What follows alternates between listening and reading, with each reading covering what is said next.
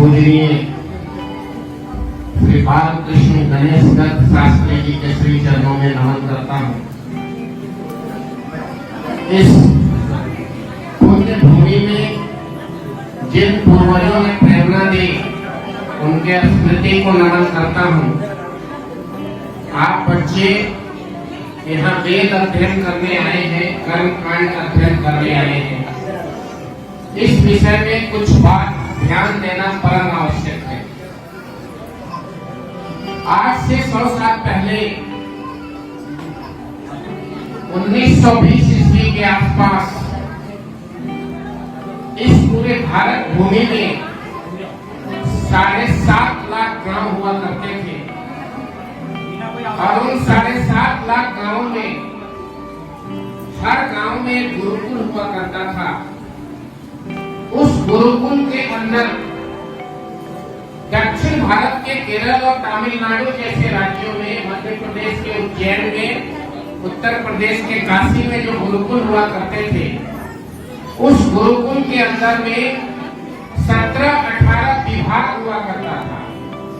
पहला विभाग वेद अध्ययन का, दूसरा विभाग क्रीड़ा का, तीसरा आयुर्वेद का, चौथा यज्ञशाला का, पांचवा गौशाला का, छठा वन पर्यावरण विभाग, सातवां शस्त्र चलाने की विद्या, आठवां शस्त्र निर्माण की विद्या, कपड़ा बनाने की विद्या, शारीरिक स्वास्थ्य की विद्या, शास्त्रार्थ की विद्या, इतिहास की विद्या, ऐसे विद्याएं भारत के गुरुकुल में मिला करते थे। लेकिन दुख की बात यह है कि जब भारत पे हमला हुआ तो हमले के बाद अंग्रेजों ने यह अध्ययन किया कि भारत विचारों से, बुद्धिमत्ता से, शिक्षा और अध्ययन से विश्व गुरु है, इसको तोड़ना जरूरी है। गुरुकुलों पर हमला होना प्रारंभ हुआ और धीरे धीरे गुरुकुल बंद होते चले गए। इस भारत भूमि में 5 लाख से अधिक गुरुकुल हुआ करते थे। अब इनकी संख्या कुछ 100 रह गई है। यह बेहद अफसोस और दुख की बात है। मैं हार्दिक बधाई देना चाहता हूँ और कोटि-कोटि नमन करता हूँ आदरणीय श्री बालकृष्ण जी शास्त्री जी महाराज को। और इनकी पृष्ठभूमि भी मैंने पढ़ी है। इनके घर में इनके जन्म के समय आग लगी और वहाँ भागवत पुराण सुरक्षित रहा और पूरा घर जलकर खाक हो गया। ये स्पष्ट पुराण है, उसी तरह प्रमाण है जैसे कि भगवान कृष्ण के जन्म के समय जेल के दरवाजे खोल दिए गए थे और उनके माता पिता को जेल में डालने वाला कंस मूर्छित हो गया था और भगवान कृष्ण को उठाकर जेल से लोग ले गए थे। मेरे प्यारे बच्चों, इस भारत भूमि की रक्षा तभी हो सकती है जब भारत का धर्म और अध्यात्म सुदृढ़ होगा। भारत के 4 वेद, भारत के 108 उपनिषद, भारत के 18 पुराण, भारत के 64 संहिता, इन सबों की रक्षा होगी। इनकी जानकारी हमारे बालक और बालिका को पूरी तरह होगी और वो पूरी दुनिया का मार्गदर्शन करेंगे और भारत के ऋषि मुनि पूरी दुनिया के मार्गदर्शक के रूप में विश्व गुरु बनकर भारत का जो कीर्तिमान पूरी दुनिया में स्थापित करते रहे हैं वह प्रस्फुटित होगा।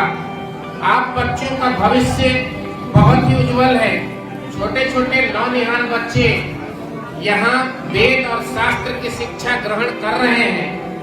ये बच्चे आने वाले समय में न सिर्फ ब्राह्मण समाज का बल्कि संपूर्ण सनातन हिंदू समाज का प्रतिनिधित्व करेंगे।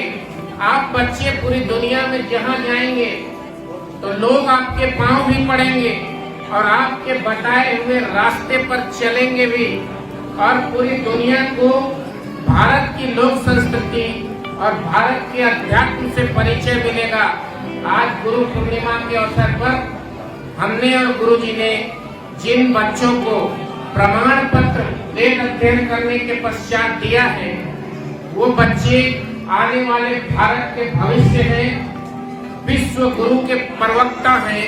भारत तभी विश्व गुरु बन सकता है जब भारत के बच्चे विश्व के कोने कोने में जाकर भारत के अध्यात्म के बारे में, भारत के धर्म के बारे में, भारत के महान लोक संस्कृति के बारे में लोगों को जब जानकारी देंगे तो पता चलेगा कि यदि ज्ञान की शुरुआत कहीं से हुई थी तो इस भारत भूमि से हुई थी और इसे लोग मानेंगे। भारत ज्ञान गुरु था, भारत ज्ञान गुरु है और भारत ज्ञान गुरु रहेगा। लेकिन बीच के कालखंड में जब अंग्रेजों ने यहाँ हमला किया, उस समय उस परिस्थिति में भारत के ज्ञान के ऊपर चोट की गई थी।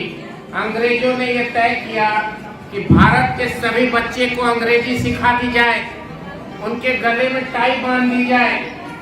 वो हिंदुस्तानी तो दिखेंगे लेकिन मन से अंग्रेज होंगे। उन्हें चाय पिलाना सिखाया, उन्हें सिगरेट पिलाना सिखाया, उन्हें शराब पिलाना सिखाया, अंग्रेज बनाना सिखाया।